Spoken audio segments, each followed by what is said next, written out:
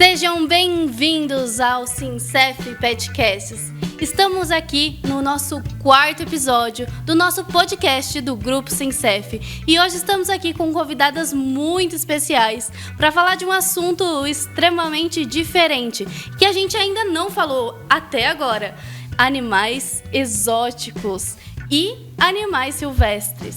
Animais totalmente fora do padrão conhecido, mas que estamos aqui para conhecer um pouco mais com 3 veterinárias maravilhosas: doutora Isa, doutora Bia e doutora Júlia. Oi, meninas, como estão? Boa noite. Boa noite, tudo bem? Boa noite. Eu gostaria de agradecer o que vocês vieram até aqui, agradecer toda a informação que vocês conversaram com a gente. Eu não sei se vocês sabem, hoje a gente esteve com as doutoras num futuro zoológico daqui de Araraquara e elas puderam me mostrar um pouco mais sobre o trabalho delas. E é um trabalho incrível e impecável. O que você tem a falar sobre isso? Boa noite, pessoal. Para quem já me conhece, meu nome é Cindival Valnei, eu sou o rei do encantamento do Grupo Sincef, tá? Conhecido em todo o Brasil. E hoje nós fomos abrilhantados com essas 3 veterinárias maravilhosas, onde foram mostrar algo mágico para nós. E nós conhecemos algo que era desconhecido por mim e, eu acredito, por toda a nossa equipe. Então, doutora, eu gostaria que você se apresentasse, que você falasse um pouco de você, o que você trabalha, o que você mais cuida desses animais silvestres. Porque assim, para mim, eu estava morrendo de medo, não posso falar para vocês, mas eu estava com medo. Boa noite, gente. Meu nome é Beatriz, eu sou veterinária de pets não convencionais. Eu trabalho na área há mais ou menos há uns 15 anos, tá? Sou pós-graduada em clínica e cirurgia de animais silvestres e exóticos. Bom, na nossa rotina, né, o que mais a nossa empresa recebe para consultas clínicas são os animais, as caturras, né, as calopecitas. É o que bate o recorde assim, de recebimento na clínica. Aí depois nós temos os coelhos, jabutis, twisters, que também tem uma frequência muito grande. Me conta um pouco, como virou a chave de vocês para começar a trabalhar com esses pets não convencionais? Vamos antes explicar para o pessoal o que é um pet não convencional e um pet convencional. As meninas estavam me explicando que o pet convencional costuma ser cachorro e gato. E o pet não convencional, aí entram os outros pets, como répteis, cobras, passarinhos, papagaios, tartarugas, hamster e assim vai. Então, meninas, como virou a chave para as 3? Então, gostaria que as 3 fossem falando para começar a trabalhar com esses pets não convencionais. Por que esse amor? Então, eu comecei tendo a certeza que eu ia para a área de cão e gato. Cardiologia, de cachorro, era certeza. Aí eu comecei a fazer estágio na clínica e comecei a ver a Bia atendendo os pets não convencionais e fui me encantando por essa área, achando extremamente diferente e legal, que cada animal tem o seu comportamento, e achei tudo isso muito diferente e fui me interessando. E aí comecei a fazer estágio com a Bia e hoje a gente trabalha junto. Que legal. E você, Ju? Não tenho uma história feliz. Sempre tive certeza que eu queria ser veterinária desde criança. E uma cena de uma pessoa matando uma cobra ficou muito na minha cabeça desde criança, devia ter uns 6 anos. E eu sempre olhei esses bichos com outros olhos, então desde criança eu já sabia que eu queria ser diferente. Que legal. E você, Bia? Bom, entrei realmente na faculdade com a certeza de que trabalharia com grandes animais a vida toda, né? Então eu saí da faculdade fazendo estágio com grandes animais, em equinos, de competição. E no meio de um estágio E depois que virou um trabalho em um Aras, eu comecei a ter contato, porque a proprietária do Aras tinha muitos animais silvestres, né? E aí eu comecei a ter contato e começou a vir a necessidade de tratar um que se machucou dentro do recinto, outro que botou um ovinho, outro que foi atacado por outro animal. Então foi daí que eu fui desenvolvendo, né, pós-graduação, cursos, congressos, tudo voltado para a área. Que legal, que bacana. E me fala, vocês sabem que a gente trabalha com a despedida pet e recentemente a gente fez a despedida de um papagaio. Nós vimos. E como é que vocês sentem essa despedida, a importância dessa despedida para animais não convencionais também? O que vocês acham que é importante? Eu acho que é muito necessário esse trabalho que vocês fazem, porque os pets, cada vez mais, eles são considerados da família, né? Então, assim, os tutores, eles têm muito apego nos pets. E ter uma despedida, assim, digna, que eles possam também se despedir do animalzinho é muito importante. Que legal. Sabe que eu tenho uma dúvida muito legal? A gente, às vezes, acontece de, como você falou, Ju, de ver uma cobra no meio da rua e não saber o que fazer, ou ver acontecendo algo assim com esses animais não convencionais e a gente não sabe o que fazer. O que a gente pode fazer nesses momentos? Se a gente vê um passarinho caindo no ninho, por exemplo, a gente pode resgatar ou não? Olha, o que a gente sempre tenta orientar a população, né? Se você encontrou um animalzinho que está ali, está no chão, não está ferido, está quietinho, primeiro você se afasta e tira qualquer tipo de perigo que possa ter ao redor dele, como cães e gatos, tá? Falando ali de um filhotinho de pardal, por exemplo. Então você vai se afastar, não vai ameaçar o animalzinho, vai observar ele de longe, ver se tem pai, se tem mãe voando por ali e que vai dar um suporte, né? Que vai alimentá-lo durante o dia. Então, afastar os riscos que esse animal pode sofrer e observar bastante, ver se pai e mãe vai descer e vai alimentar ele.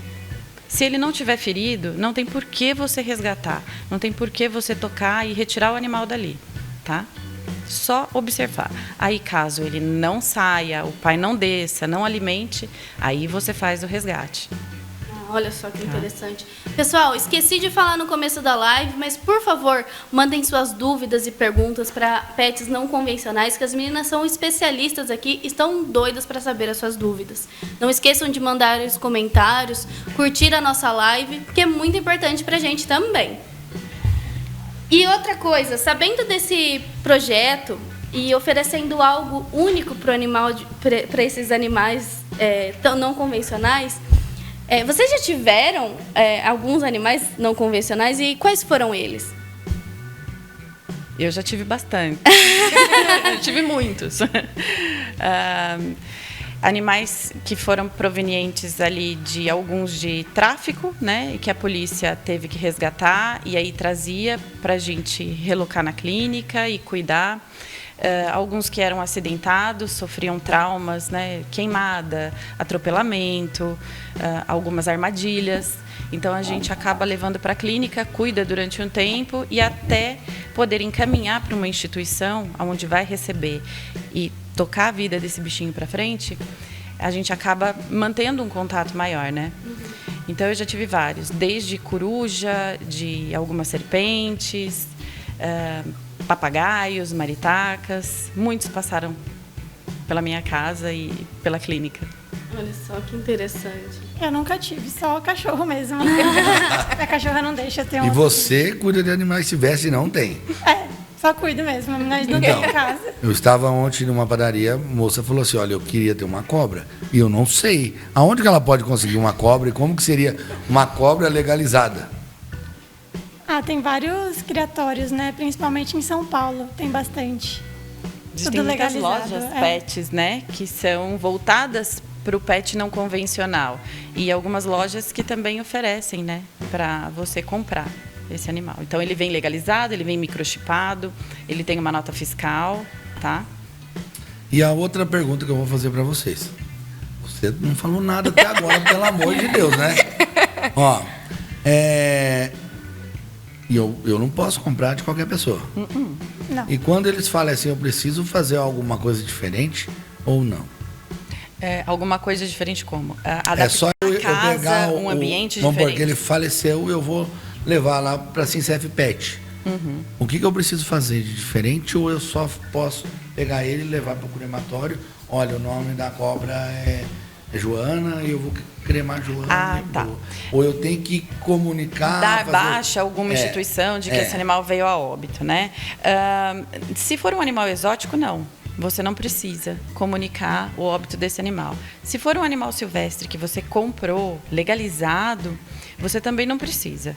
Agora, se você trabalha, né, com esses animais para reprodução e venda, aí precisa ter um controle realmente dessa numeração. Doutora, Você me precisa dar explica baixa na ficha. como é que faz para ter um animal legalizado?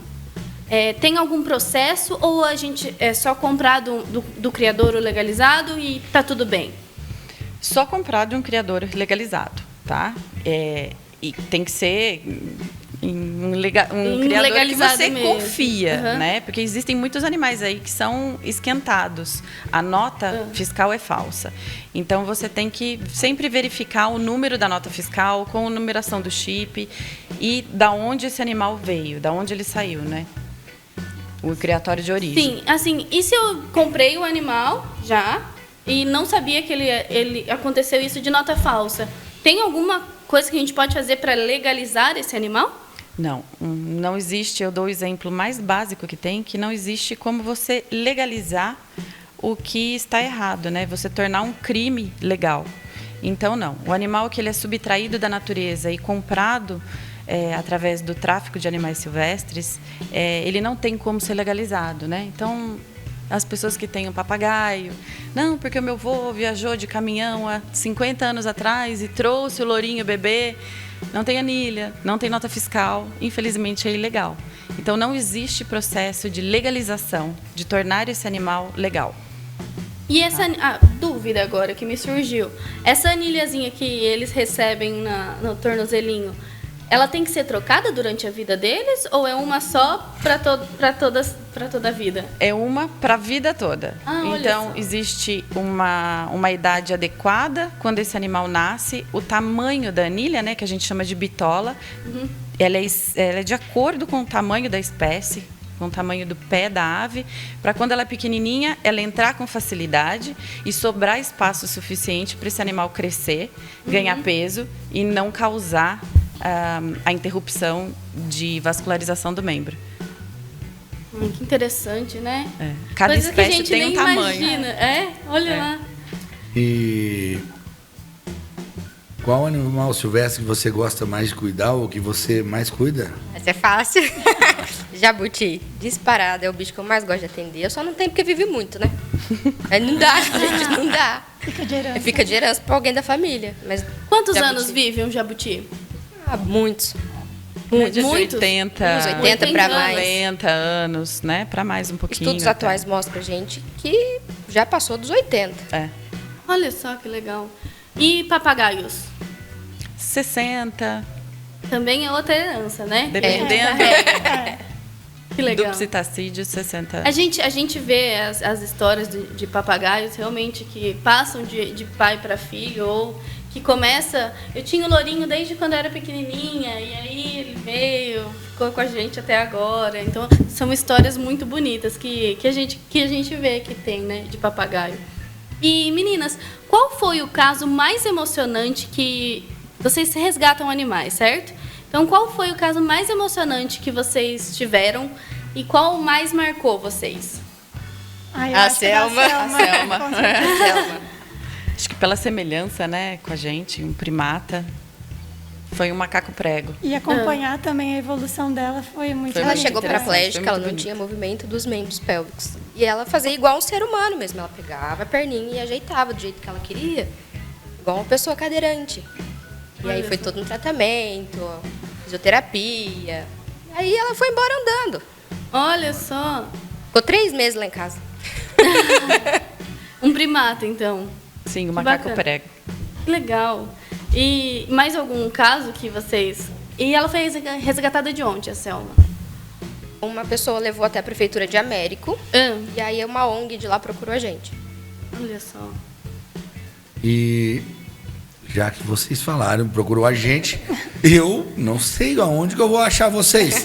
Como que eu vou achar? Eu não sei o endereço de vocês, a casa de vocês. Então, se vocês puderem me passar o endereço, aonde vocês ficam, aonde vocês trabalham, se eu tivesse um animal silvestre, uma cobra, aonde que eu posso levar para cuidar, aonde vocês se localizam, onde que eu posso encontrar vocês, porque eu acredito que nem todo mundo saiba. E vocês estão em Araraquara ou estão em outra cidade? Sim, estamos em Araraquara. Atendemos também nas cidades vizinhas, quando somos solicitadas. A Silvestre Vet Care, que é a nossa empresa, ela fica na Avenida Bento de Abreu, dentro do Hospital Veterinário Pet Vida, Hospital 24 Horas. Então, nós temos uma sala, um centro cirúrgico e uma internação para animais, para pets não convencionais, tá? E quem precisar de consulta, de cirurgia, para esses pets diferentes, pode acessar o Instagram, o nosso Insta, que é @silvestrevetcare, ou entrar em contato pelo telefone. Qual que é o telefone? Que é 997 17 13 77. E, meninas, contem pra mim uma história diferente que vocês já tiveram. Porque vocês devem ter muita história. Conta alguma, além do da Celeste, né? Selma. Selma. Olha. Celeste. Celeste, a cobra, né? Sabia que tinha alguém chamado Celeste, Celeste. Olha só. Conta alguma história pra gente, por favor. Eu acho que Tem tantas que dá um branco. O Chico é muito legal, a história dele. O Chico é também. legal, né? Um macaquinho, um saguizinho, que veio pra gente com... Ele não dava, né? A tutora colocava a mão nele, ele gritava e não saía do lugar. E aí a gente, durante a consulta na clínica, ela relatou sobre a alimentação dele. Que a alimentação era à base de carne moída, à base de frutas, né? Então, nós fizemos um manejo nutricional, prescrevemos a ração ideal, diminuímos as frutas drasticamente, aumentamos alguns insetos, porque o sagui, ele se alimenta de inseto, né? E também de seivas de árvore. Então, nós começamos a fazer um manejo tanto no ambiente onde ele vive, no recinto, quanto na alimentação do Chico. E o Chico passou também por exames radiográficos, onde mostrou uma deficiência de cálcio muito grande no osso dele. Então, ele tinha várias fraturas pelo corpo, porque a alimentação errada, né? Tem um hormônio aí que o organismo do saguizinho produz, não é só dele, mas de todo ser vivo, que acaba retirando o cálcio do osso e deixando o osso fraco. Se você não repõe através da alimentação, você tem um déficit dele. E aí, com as quedas e com a fraqueza, o Chico caía e quebrava as perninhas, os bracinhos. E então a alimentação É é tudo. É tudo. E cada animal silvestre tem a sua alimentação Tem a sua correta. particularidade, exato. Porque não adianta. Então, eu vou pegar um bichinho, não adianta eu falar, eu vou dar arroz, feijão, bife de picanha, que não é isso, né? Não adianta, né? Você tem que saber pesquisar, pedir orientação, entrar em contato com o veterinário que saiba, que entenda da espécie em questão que você quer adquirir, para você preparar todo um recinto para ele. E hoje, você falou do sagui também, né? Hoje eu falei de sagui também. É isso? Então é assim, ó. Para aquelas pessoas que não sabem, como eu também não sabia, o sagui ele tem umas particularidades, principalmente o macho. É isso? É o que você falou que ele... Exato, né? Quando os primatas em geral, né, eles entram na época de reprodução, eles ficam um pouco agressivos. E às vezes as pessoas que acabam adquirindo essas espécies e não pesquisam, não vão no veterinário, né, para saber um pouco mais sobre a personalidade de cada espécie, nutrição e o manejo ambiental, acaba adquirindo e o bichinho começa a entrar na época de reprodução, fica um pouco agressivo e aí as pessoas se arrependem de ter comprado, né? Isso acontece muito com sagui e macaco prego, demais. A gente tá com uma pergunta aqui da Carol. A Carol perguntou se ela se pode dar pimenta para ave. Pode. É verdade que pode dar pimenta para ave? Ela me perguntou. Sério? E como funciona? sim. Qualquer pimenta? Ou... A gente sempre indica as pimentas de ardor um pouco menor, tá? Mas a dedo de moça é uma pimenta super indicada para você trabalhar tanto para psitacídeos quanto para passeriformes. Passeriformes são as aves de bico fino, psitacídeo, as aves de bico curvo, tá? Então você pode trabalhar a pimenta. Eles não sentem o ardor, tá? Da pimenta, da capsaicina. Então é super prazeroso para essas espécies ingerir a pimenta. E a pimenta é fonte de vários nutrientes, né, meninas? Sim, é bem legal. Imunidade. Quais são os benefícios da pimenta, então, para as aves? Imunidade disparada. Se a gente recebe algum paciente que está com a imunidade mais baixa, é batata que a pimenta vai estar lá no receituário. Olha só. Fonte de zinco, vitamina K, libera bastante endorfina, tá? Antioxidante, Interessante. tem várias propriedades. A Alessandra também está perguntando qual é a diferença entre lebre e coelho. Lebre de vida livre. A gente costuma ver aquele marronzinho com a orelha comprida. Coelho é exótico, não temos aqui. São os menorzinhos, orelha curta, que é o que a gente está mais acostumado a ver. Tamanho totalmente diferente, cor também. Pelagem também, né? E também tem uma outra diferencinha, né? A lebre, quando os filhotes nascem, eles nascem já com pelos, olhos abertos e já se alimentando de alimentos sólidos, não só do leite materno, né? E o coelho não. Os filhotes do coelho nascem de olhos fechados, pavilhão auditivo incompleto ainda, não formado, e sem pelo. E são amamentados até 15 dias de vida. Afinal, o coelho não bota ovo? Né? Quem aqui já não achou que coelhinho botava ovo por causa da Páscoa, não? São mamíferos, certo? Lagomorfos. Temos vários casos de pessoas que têm alguns animais exóticos em casas. Casos como na casa do César Menotti, do Latino e até Nicole Bounce. Existe alguma legislação para isso? Ou a pessoa pode simplesmente ter um espaço e querer cuidar? A Nicole, por exemplo, ela não tem bicho silvestre. Eles são animais de fazenda. Certo. Tem alguns que, por exemplo, não pode realmente criar no meio da cidade. Inclusive galinha, porque não pode no meio da cidade. Então, por isso que eles têm tudo afastado. O Richard também. Só que o Richard tem muitos animais Provenientes de resgate, né? de resgate. Ele também mora afastado. Afastado do centro Então, urbano, para né? ter Tudo esses zona tipos de rural. animais, mas... Animais de produção, com certeza, né? Que a gente fala de fazendinha, né? Boi, mini vaca, mini cavalo, tudo na zona rural. Não pode ter na zona urbana, tá? E não tem nenhuma legislação para você ter. Você pode ir comprar e ter em casa tranquilamente. Só não pode ser no centro urbano. Interessante. Não é o caso de silvestre, É. exótico. Qualquer um pode comprar, mas claro, sempre sabendo o manejo, como que tem em casa. Proveniente. Quais são os manejos para répteis, por exemplo? O lugar tem que ter um terrário, alguma coisa do tipo? Tem que ter um terrário, uma lâmpada de aquecimento, tudo certinho, né? A maioria das pessoas não sabem e o animal chega já, assim, totalmente... Um distúrbio metabólico um muito distúrbio grande. metabólico, né? Então, a gente sempre fala para vir num veterinário especialista antes de comprar o animal e ver o que esse animal precisa. Porque os répteis têm várias coisinhas que precisam ser compradas antes do animal chegar também.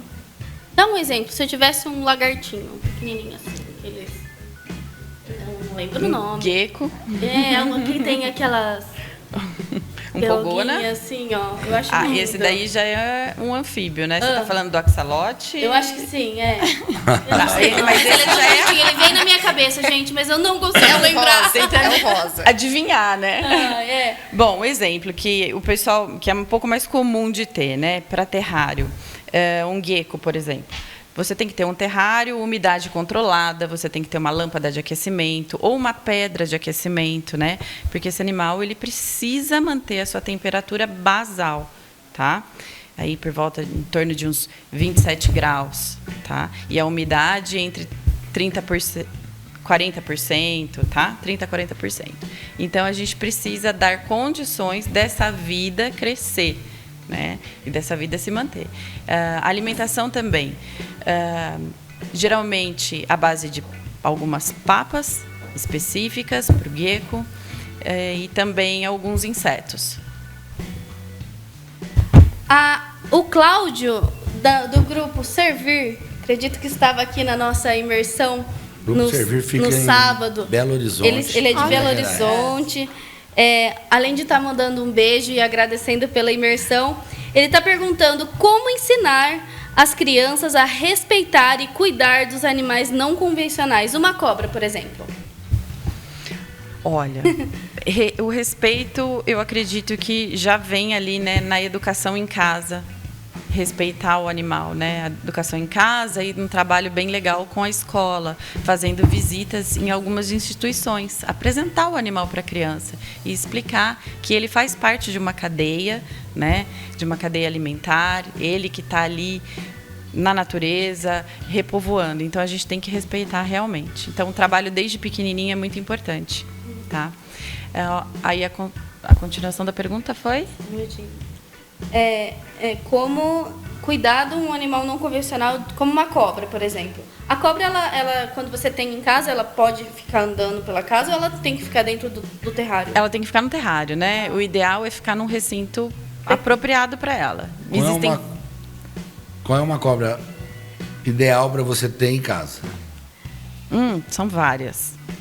O que eu gosto mesmo, a minha paixão é uma cobra que chama batese, né? A periquitamboia, que o pessoal fala. Então, eu sou apaixonada na batese. Mas as jiboias, elas são maravilhosas, tá? A família da jiboia inteira é perfeita. As pitons também, elas são muito boazinhas. A gente tem uma legal. pergunta sobre piton, do Rafael.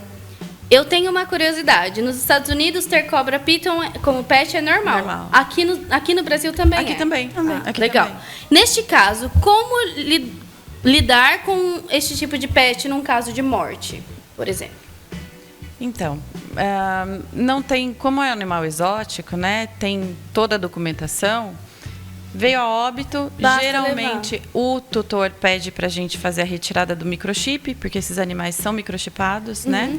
Para anexar junto com a documentação. Mas não precisa dar baixa, não precisa fazer nada. E leva para o grupo Sincef depois disso. E aí procura um local ideal para poder, né, oferecer um carinho até no fim da vida, né, gente? Porque passou tanto carinho pra gente, tanto amor, a gente compartilha tanto e aí tem que ter um respeito enorme. Olha, tem uma outra pergunta super interessante do Oséias. Ele quer saber como o tráfico de animais silvestres impacta a biodiversidade e o equilíbrio ecológico. Impacta muito, sim. A gente até participou de um tráfico bem grande, acho que uns 2 anos atrás. Isso. De 180 aves, tinha coati também. E assim, você está tirando a biodiversidade de um lugar para levar para outro, né? E também levando doenças, às vezes. Sem contar que o tráfico também vai para uma pessoa que não sabe cuidar, geralmente. Então, assim, tem bastante impacto. Morre no meio do caminho, né? Não está na natureza e nem sendo cuidado por ninguém. O pior que tem é essa transferência de fauna, né? Uma fauna que só tem lá no sul de Minas, que vem aqui para o estado de São Paulo. E com isso vem doenças junto, né? Se esse animal depois ele escapa e ele tem uma competitividade com a nossa fauna local, isso causa um desequilíbrio muito grande. E, assim, temos vários tipos de biodiversidade também que pode impactar, né? Hoje a gente estava conversando sobre borboletas. Trazer borboleta, dependendo do tipo de borboleta que você vai trazer para a fauna da cidade, pode acabar com a fauna da cidade, Exato. Pode Eu achei isso muito acarretar um interessante. baita de um problema, né? Porque vai se alimentar de algumas folhas, a gente não sabe se vai trazer alguma doença para a vegetação, se vai competir com outras que já estão aqui, né? Então a gente estava dando exemplo de borboleta, né? Mas isso acontece com os animais também. Entendi. Nós queríamos trazer uma... como que seria? Não é revoar, né? Como que é, Stephanie, que fala? É uma soltura de borboletas. Uma soltura de borboletas aqui na cidade. E aonde que eu encontro essas borboletas, se eu for fazer essa soltura? Terei que buscar lá em São Paulo? Ai, aí eu já não sei. E será que ela consegue? Aí a gente tem que pesquisar, né? Conversar com alguém da área, né? Algum biólogo que saiba trazer essa informação pra gente. Na parte que trabalha muito com entomologia, né? Nós temos... A Stephanie foi participar de alguns eventos e um deles foi uma soltura de borboletas. Então, cada lindo, né? pessoa tinha sua borboleta no cemitério para soltar. Ai, que Legal. É lindo, assim. E a borboleta nunca tinha voado, porque ela tinha acabado de se desenvolver. E ela ficava dentro de uma caixinha, com o alimentinho dela ali.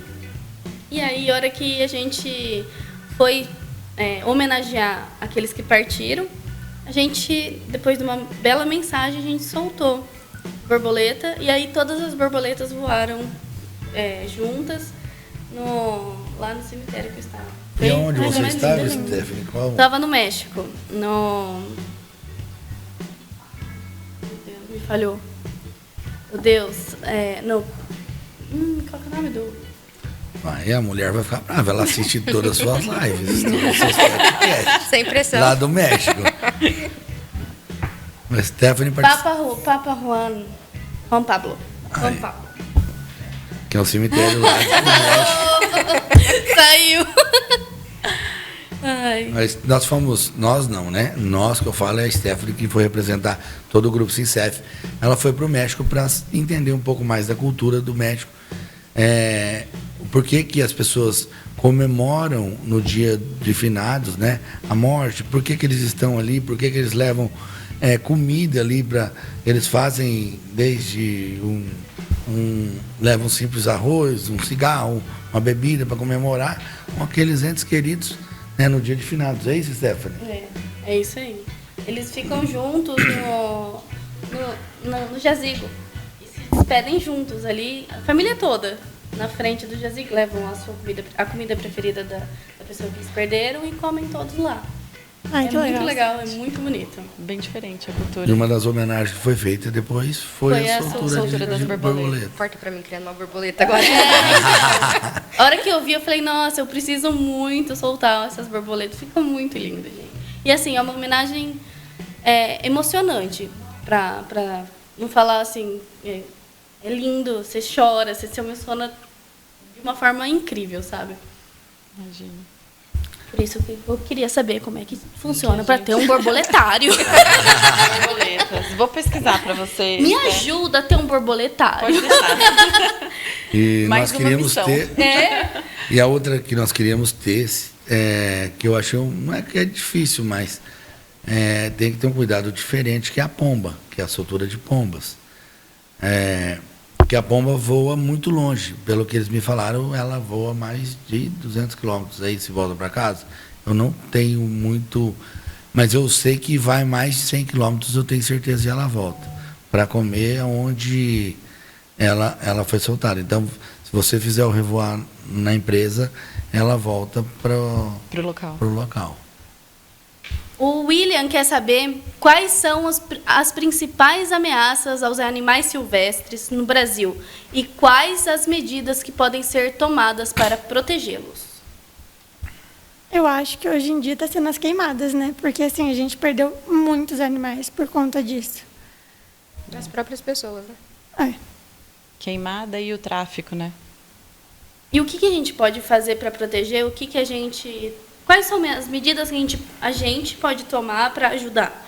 Tentar conscientizar a população de que adquirir um animal de vida livre, comprar de uma pessoa que está ali na beira da estrada, isso não é legal. Alimentar essa prática não é o ideal. Tá? Sempre procurar criadouros e lojas legalizadas para comercialização. Nunca adquirir animal proveniente do tráfico. Agora, quanto à queimada, a conscientizar mesmo os empresários, né? O pessoal da cana-de-açúcar. Uma conscientização grande. Geral, na verdade. Exato. De não deixar lixo em terreno, né? Isso é muito importante. O nosso amigo Johnny, lá de Curitiba, perguntou, porque lá tem muita capivara. Ele pode ter uma capivara na casa dele? Johnny, de vida livre, não. Infelizmente, não. Mas tem como você comprar capivara legalizada já. Já tem? Já existe. Já existe capivara legalizada. Johnny, tá aí sua resposta. O Johnny é de Curitiba, da Tanarte. Ó, o Lucas, da Illumine Pet, perguntou: eu tenho uma cobra e ela veio a falecer. Eu tenho que ter algum manejo especial? Ela solta algum veneno? Não, se essa cobra não é peçonhenta, é uma cobra pet, né? Provavelmente ela não tem peçonha. As cobras que são peçonhentas, que possuem veneno, elas não são liberadas para você ter em casa, tá? Não existe cobra pet liberada, legalizada para você ter em casa as que possuem veneno, tá bom? Então, não tem condições de você ter um animal desse em casa. Depois, se essa cobra, essa serpente, né, pet, vem a falecer, você não precisa ter nenhum manejo diferenciado. Só fazer o sepultamento dela. A gente sempre indica cavar um buraquinho bem baixinho, bem profundo, aliás, não ser tão raso, porque outros animais podem, né, desenterrar, ou trazer para vocês fazerem realizar a cremação, que eu acho que é super interessante, porque é um pedacinho do seu pet que você passou muito amor durante a vida toda para ele, e você vai ter lá guardado como lembrança, né? Muito especial. Eu acho muito especial. Realmente, eu acho que a gente poder trazer. Eu escutei de uma tutora essa semana. A felicidade que eles nos trazem é muito pequena pela dor da perda no final. Então, essa frase me marcou muito, porque eles dão tanta alegria, tanto amor pra gente, que a dor da perda é muito egoísmo nosso não ter outro e não poder dar o amor pro outro novamente, porque a gente sentiu uma dor de perder, de não poder ter mais. É egoísmo da nossa parte. Assim, isso eu achei assim, perfeito. Realmente, dói a gente perder, porque eles são como filhos, eles são da família, mas realmente é muito egoísmo da gente não poder proporcionar a vida especial para outro animal que está precisando porque vou sofrer, né? A gente não pode ser egoísta a esse ponto, né? Não, vai morrer muito rápido, vai me deixar muito rápido, então eu não vou ter.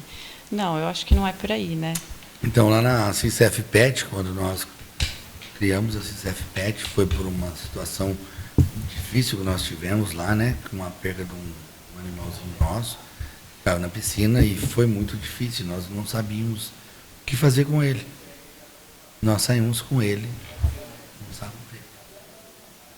Isso me traumatizou a Stephanie. Muito.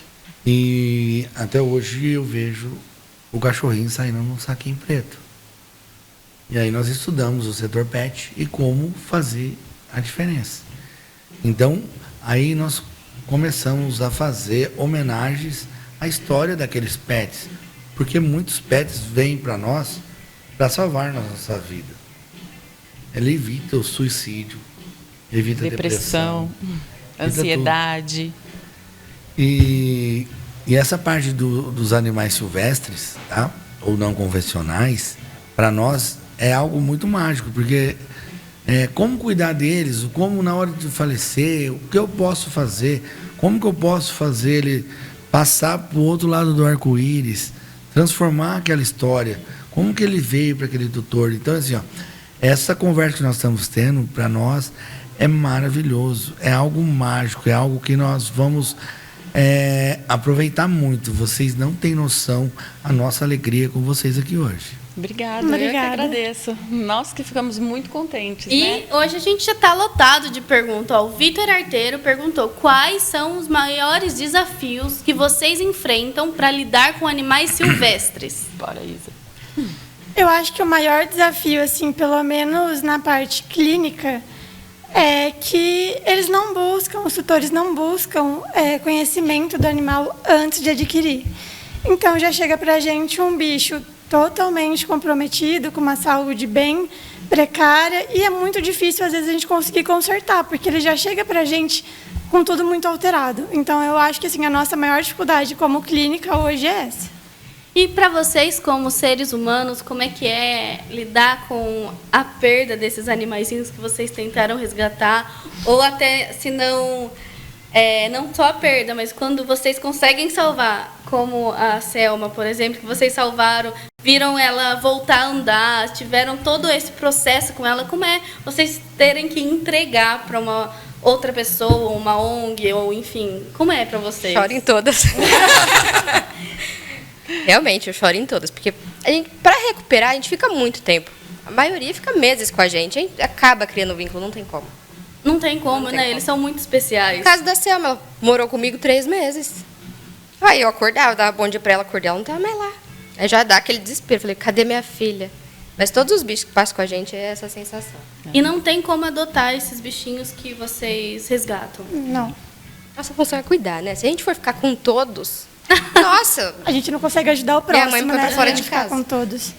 Não tem como alguém fazer a adoção desses animais, né? Eles precisam ser encaminhados para órgãos competentes, que vai ter um recinto do tamanho ideal, climatização, alimentação, enriquecimento ambiental. Isso é primordial na vida de um animal, de um pet não convencional. Isso é muito importante, muito mesmo. Evita muitas doenças, muita queda de imunidade, evita a automutilação, tá? Então, O que é esse enriquecimento ambiental? É tudo que a gente faz para esse pet não convencional, para ele poder ter uma qualidade de vida melhor, menos estressante e ter alguma coisa para fazer. Porque você imagina, uma arara dentro de um recinto sem nada, só com um puleiro, um comedouro e um bebedouro. Tá legal a vida dela? Não tá legal. Então a gente precisa enriquecer esse ambiente, trazer coisas diferentes para esse animal que é extremamente inteligente poder trabalhar e ter ocupação mental durante o dia todo, né? Trabalhar uma alimentação variada, isso é muito importante, na base de saladas, ração específica para aquela ave, trabalhar algumas frutas, folhas, sementes, tá? Isso é muito importante, cada um na sua proporção correta. Não é ir lá comprar uma misturinha na agropecuária de semente e achar que a gente está alimentando esse animal da forma ideal. Não é assim, tá? Então, tudo tem que ser muito dividido. A nutrição, ela é muito importante. E na nutrição, a gente também consegue trabalhar o enriquecimento ambiental, variando o tipo de alimento, tá? Balanço, brinquedos, né? Coco, aquele coco desidratado, é muito interessante, as araras adoram. Né? Cabos de sisal para elas poderem se balançar, algumas fontes para tomar banho, porque as aves precisam se banhar, né?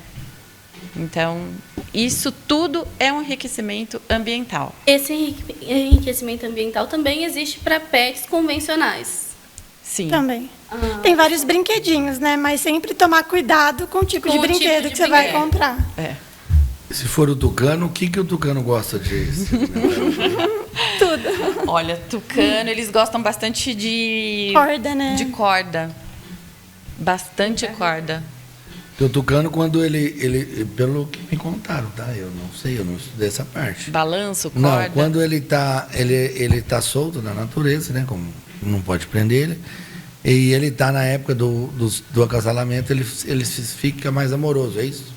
Sim, mais eles ficam mais carinhoso. dóceis. Eles ficam mais dóceis com as fêmeas. Aí com os outros machos tem a competição E até pela com fêmea, o humano né? também.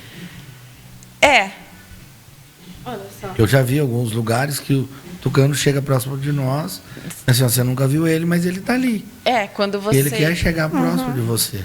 Alguns de vida livre que são habituados, né? Porque existem alguns resort, algumas fazendinhas, hotel fazenda, que tem o tucano ali. Caiu do ninho, a gente tratou e agora ele fica solto aqui na fazenda. Então ele fica domesticado, tá? Ele aceita a presença humana, ele é tolerável a nós. Os de vida livre totalmente não.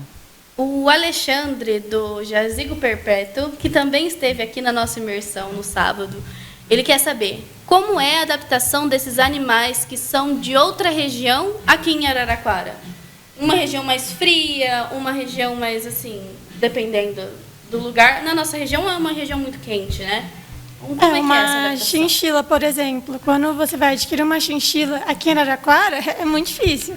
Porque você tem que ter um ar-condicionado ali, uma temperatura bem gelada, colocar uma pedrinha de gelo.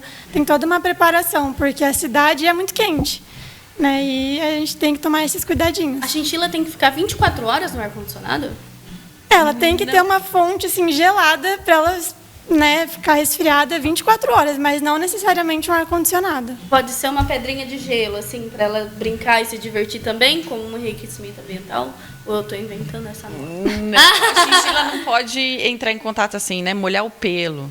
Porque o pelo acaba desenvolvendo fungo, o pelo não volta à maciez que era no início.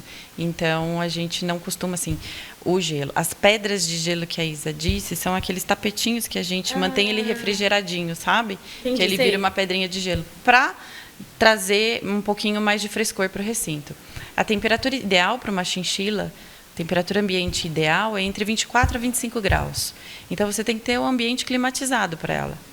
Né? E se passa dessa temperatura? É muito provável que ela entre em estresse térmico, né? Em hipertermia. Aí o bichinho aumenta muito a temperatura dela e ela vem a óbito devido a... Tem até algumas gaiolas que elas já vêm com um lugar para você pôr essa pedra de gelo. Para elas ficarem deitadas em cima e não ficarem em contato direto com a pedra, mesmo que não direto com o gelo, né? Olha que legal. E é fácil de ter uma chinchila? Vamos ver.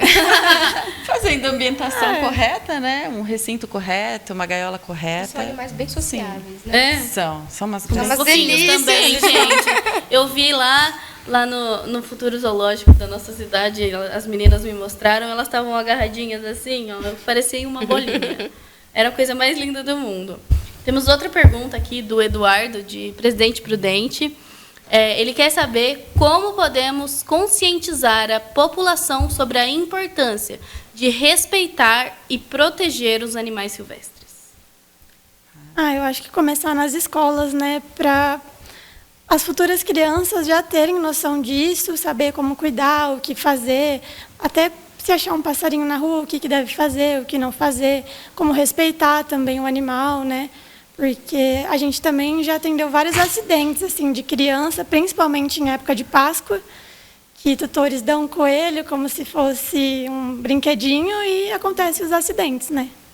Olha só, às vezes evita dar o chocolate, porque não quer dar o chocolate, mas dá um coelho sem saber se a mãe vai querer cuidar. Exato. Sim. Se Né? tem um ambiente correto, né? Se tem algum Exato. cachorro que é um pouco bravo e vai atacar esse animal, se as crianças são muito pequenas e vão brincar de uma forma, não porque eles têm culpa, mas porque quer apertar, quer fazer carinho, e às vezes A maioria o cai carinho do é um colo. pouco extremo, né? A maioria cai do colo. Tem que ter cuidado, tem que ter cuidado, né? Não acaba machucando. Olha, o Everton de Bagé também quer saber quais são os principais desafios enfrentados na reabilitação e reintrodução de animais silvestres na natureza.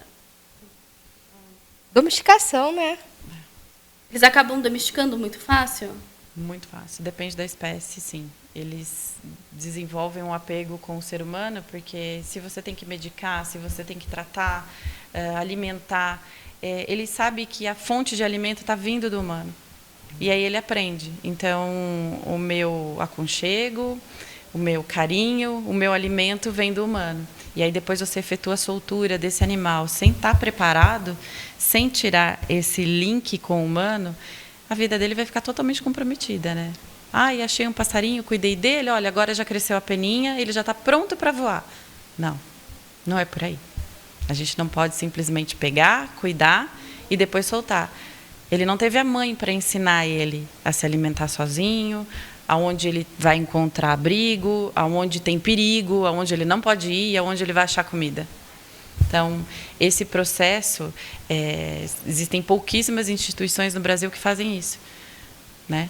A reinteração do animal silvestre que foi resgatado e tratado por veterinários para depois efetuar a soltura. Então, esse caminho ele é muito longo. Ele é muito longo. Então, tem que ter uma instituição muito responsável para ensinar tudo isso para o animal, para depois efetuar a soltura. Nossa, É complicado, né? É Não muito sabia complicado. disso. É muito complicado. Olha só. E eu gostaria de saber, assim, ó, você percebeu que tem o Brasil inteiro está com nós, né? Porque tem pessoas que falam assim, ó, não, esse petcast do Grupo Sincef é só para Araraquara e São Carlos e Américo Brasilense. Não, é todo o Brasil está com nós, porque as pessoas vêm até aqui no Grupo Sincef, na Sincef Pet, para saber como que nós lidamos, como que nós acolhemos o pet, como que nós fazemos de maneira tão especial. Por que cuidar do petzinho de maneira tão especial? Acabou de passar o Lucas, né, que falou com a gente. O Lucas é lá da Illumine Pet. Ele veio aqui fazer um treinamento comigo para que ele conseguisse abrir uma empresa com qualidade e de maneira que ele consiga acolher não só o pet, mas o tutor de maneira especial. Então, por isso que você está ouvindo muita gente de todo o Brasil, tá? E quais são os animais que vocês mais atendem na clínica de vocês? Eu acho que a maioria é ave, né? Hoje, pelo menos assim, pra mim a maioria é ave. Hoje em dia. Cita, papagaio e coelho. Disparado, eu acho. Jabuti também. Jabuti tem bastante. Ó, a Adriana de Santa Catarina, ela quer saber, todos falam dos animais menores, mas e os animais não convencionais grandes? Como, por exemplo, um búfalo. Como cuida? Aí tem que ter uma fazenda, né? Para ter um búfalo. Então, tem que ter uma fazenda. Tem que ser no ambiente rural. E o búfalo, Desculpa. E mini porquinhos? A gente... Mini pig. É isso. Gente, é um auê esse mini pig, né? Porque é um animal de produção, não é liberado, tem zona urbana, tá? Não é liberado. E o búfalo, ele é selvagem. E como que vocês como veterinária, tá? Como que vocês cuidam do búfalo? Como que vocês vão vacinar esse búfalo? Tá, geralmente, quando a gente vai fazer a vacinação de grandes animais, como bovinos, bubalinos, né? A propriedade já tem o tronco específico, já tem o corredor para a gente poder vacinar. Então, a vacinação ela é feita com o animal contido no tronco. E a gente, né, a gente não fica muito próximo do bicho. Tem um tronco, não sei se vocês sabem o que é o tronco, né? Tem um corredor onde ele desemboca no tronco, que é todo feito, uma estrutura de madeira para poder travar o animal, para ele não dar coice, para ele não acabar chifrando a gente, né? Nós estávamos em Iguape, não sei se vocês já ouviram falar, Ilha Comprida, um lugar maravilhoso. E lá tem muita fazenda de búfalos. Essas fazendas e búfalos que eles não são domésticos, apareceram lá Ficaram lá. E um veterinário que foi cuidar do nosso pet, um dia ele falou, gente, eu vou lá, vacino ele, eu tenho que sair correndo, porque ele veio em cima de mim. E assim, eu tenho que ser muito bom de perna. Porque senão... Porque o bicho é forte, né? Tem que tomar cuidado. Leva a parede assim no peito tranquilamente. Ele falou, nós vamos em 3, 4 e vai manejando. Não tem toda essa estrutura. É isso que ele quer dizer, né? Entendi. Ele não tem ali um tronco específico para... E aí, esse veterinário, o pai dele deixou uma fazenda de búfalo que estava abandonada e ele começou a cuidar. Mas ele falou que ele passa os perrengues, esses búfalos, porque assim, ó... Imagina. Tem que ir várias pessoas, porque senão o búfalo ataca ele. Nossa. Tem que tomar cuidado. Segurança, né, é primordial. Com certeza. Acredito que a gente pode começar a agradecer e fazer os nossos encerramentos finais. Agradecer vocês, meninas, por terem vindo, topado esse desafio de falar aqui no nosso podcast. E quero saber de vocês se vocês gostariam de mais alguns episódios com as meninas de animais não convencionais, para a gente ter mais assuntos e podcasts, episódios maravilhosos, assim como esses, lotados de perguntas. Agradecer ao pessoal que assistiu a gente e que também participou da nossa imersão, o Alexandre, o Celso, o Lucas, a Marina, né? Todo mundo que veio para a nossa imersão, o Everton. Lembra de mais alguém que veio para a nossa imersão e que está assistindo também? O Cris da Funersul que está mandando uma pergunta agora. Olha lá. O Cris da Funersul que vieram. E agradecer também e falar que o nosso próximo Petcast, ele vai ser no final de dezembro, tá? No dia 17, se não me engano. Vamos lá. A gente já manda para vocês o próximo podcast. E vocês que quiserem conversar com as doutoras, vai ficar o contato delas também, o Instagram, TikTok, o que vocês quiserem. É assim, ó. Pode procurar elas, são maravilhosas. Em breve ela vai apresentar mais trabalhos pra gente. E nós do grupo Sincef, da Sincef Pet, agradecemos imensamente esse momento com vocês. Assim, ó, foi mágico, foi maravilhoso. O Brasil todo está com nós. E eu acredito que vai ter muita pergunta que eles vão mandar para vocês. Olha, eu participei do Petcast, como que eu posso fazer isso? Pode mandar as perguntas sim e a gente vai respondendo, tá? Boa noite, pessoal. Enquanto isso, a gente vai ficar com as imagens de todos os animais que elas já cuidaram, tá? E enquanto isso, boa noite. Boa noite. Muito obrigada. Boa noite, gente. Obrigada. A gente que agradece. Muito obrigado. Uma boa noite a todos. Boa noite, pessoal. Até a próxima.